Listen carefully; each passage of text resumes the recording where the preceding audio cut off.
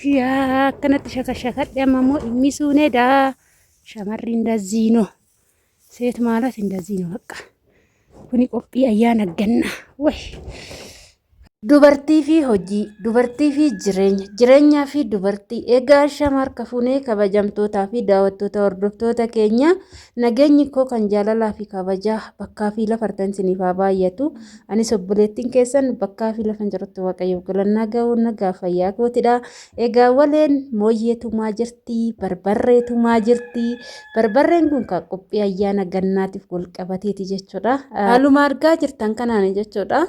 baay'ee desna jedhee jira baay'een gammachuu guddaa qaba sababiin isaa ayyaana waggaa biyya ofiitti dabarsuu caalaa wanti nama gammachiisu hin jiru jechuudha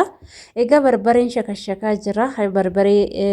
ayyaana gannaatiif jechuudha baay'ee barbareen kun amma daakkamee jira kaayii viidiyoo samuunaati egaa warroonni mana keenyaa taatallaa ishee ergochuudhaan gara maamila keenyatti dabalamaa isiniin jecha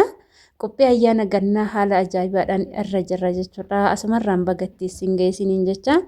dubartiin gahee mana keessaa kaa gahee guddaa taphatti jechuudha biyya arabaa yeroo jirrutti gaafa Itoophiyaatti deebine waanuma hojiin hojjenne waanuma dalaganne akkasumas immooyyuu gaafa biyya keenya galle waanuma jennee rafnu nutti kan fakkaate gaafa ani biyya gale waan takka hin hojjedhu narrafaa waan takka hin godhu akkasan godha jenne bilbilaan kan namoota hedduutti ni haasofna jechuudha garummoo Itoophiyaa gaafa galte jiruun sin raffistu jireenyi sin teechistu Itoophiyaa keessatti aga sa'aatii 2 yoo rafte tuni bashatanyaadha dhimamtuudha namaan jedhu dhugaa dubbachuudhaaf kaa'e kuni aadaa akka aadaa biyya keenyatitti dubartii ta'ee dhiira ta'ee sa'aatii amma fakkeenyaaf namoonni dafanii hin ka'a jedhan sa'aatii 12 hanga sa'aatii 12:30 malee hanga tokkotu namni rafu hin jiru jechuudha sa'aatii tokkotti kaa'uun namni waa hedduu hojjetatee xumurata jechuudha lukkuun illee ni jiti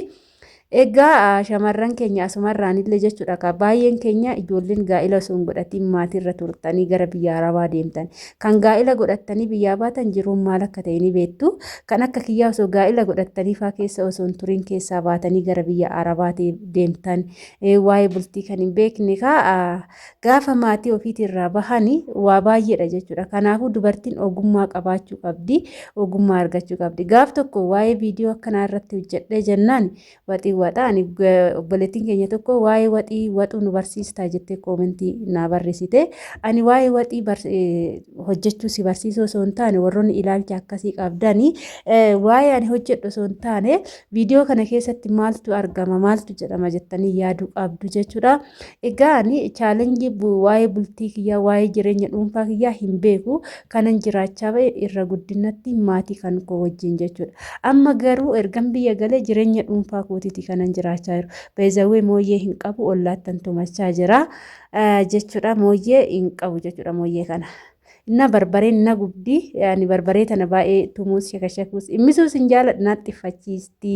bakka hin jaaladhu ture jechuudha garuu jireenyi immoo giddiidha waa baay'ee nama barsiisti waa baay'ee akkati barattu si taasisti jechuudha egaa kanaaf jechuudha biyya ormaa yeroo teenyutti gaafan biyya galee jiruu akkamiitiin jiraadha haala kamiinan chaalenjii jireenya kootii ooffadhaadha shamarran keenya biyya arabaa gaafa jirru jechuudha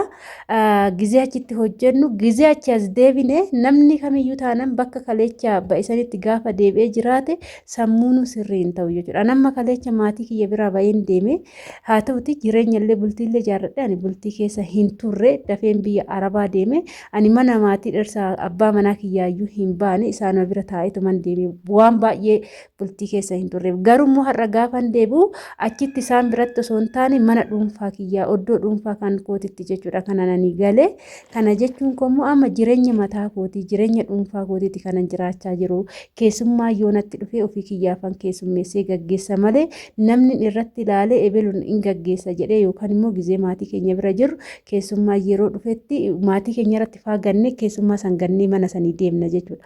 amma wanni akkas jedhu hafee jira jechuudha sababiin isaa jireenya mataa kootiiti waan ta'eef keessummaan isoo dhufe ofii kiyyaafan danda'e keessummaa kiyya san gaggeeffadha jechuudha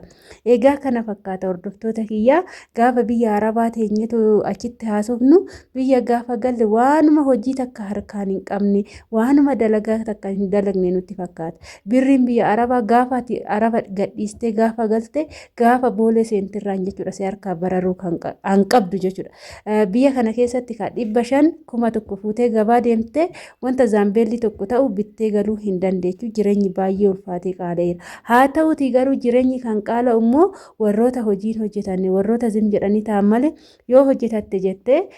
gahee guddaa qabda jechuudha. Biyya kee gaafa galtetti maallaqa san baastee zim jettee gabaa deemtee wanna si barbaachisu bittee galtetti fayyadamu osoo hin taane maallaqa biyya arabaatii galte san daftee osoo hin balleessin hojiirra uumtee hojii wayii uummattee hojii sun immoo baatii baatiidhaan gabii kasii galchu yoo ta'e tirfaammaa taate isaan immoo jireenya mataa keetii oofachuu qabda. Mooyyallee ol fudhatan gadi naqa kunu akkanatti hojjetti waleen teessan kaa hojiitti yoo kaatu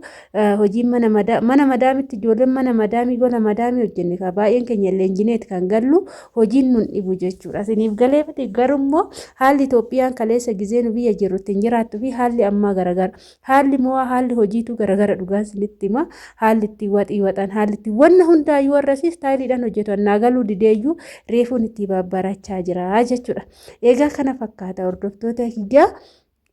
Kanarraa kan hafe jechuudha qophii ayyaana gannaatiif gammachuu guddaadhaan simachaa jirra. Nama guyyaa sanii nuunaa jedhu ani biyya kiyya keessatti waggaa dheeraadhaaf ayyaana sin dabarsinee maatii koo wajjin sin dabarsinee dhugaa dubbachuu fi ani barumsa kiyya kan fiixe garuma biyya arabaatan kute asiif achillee hin jenne amma garuu gammachuudhaan immoo maatii kiyya bira osoo hin taane mana dhuunfaa kan kootitti dabarsuuf jira. Haala kanaanan gammachuudhaan simadhee jira. Isiniin jechuun asumarraanan isiniin jedha egaa kana fakkaata hordoftoota kiyyaa. Shamarrii jechuun dubartii jechuun gaheen mana keessaa wanti mana keessaa porosoosiin mana keessaa dubartii ilaallata malee dhiirra hin ilaallatu jechuudha. Dubartii jechuun dubartii fi manaa fi dubartii jechuudha. Dubartii jechuun amma fakkeenyaaf keessummaan tokko yoo sitti dhufe waa'ee mana keessaa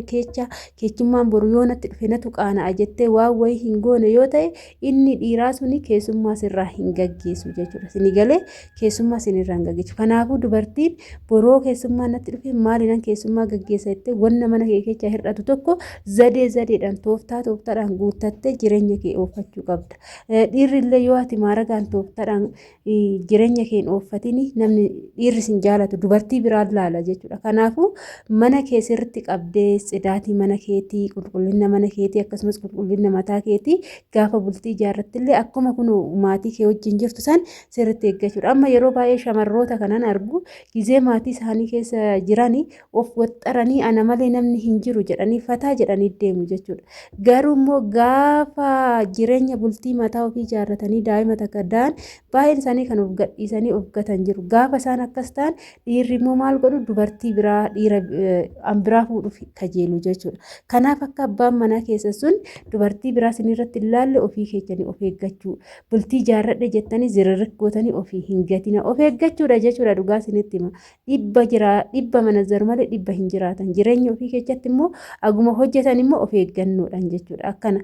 እና ሰራተኛ qaxaradheen hojjechiisa hojjettan tokkoffaa namni hin argamu bara kana namni waa takka hin argamu kan argamtu sunillee akka garaa keetitti siif hin hojjettu ofuma keetii hojii mataa keetii tooftaatti gootee zadeetti gootee gaafa hojjette jireenya mana kee ooffatta. Isin hin jedhaa turtii gaarii baay'ee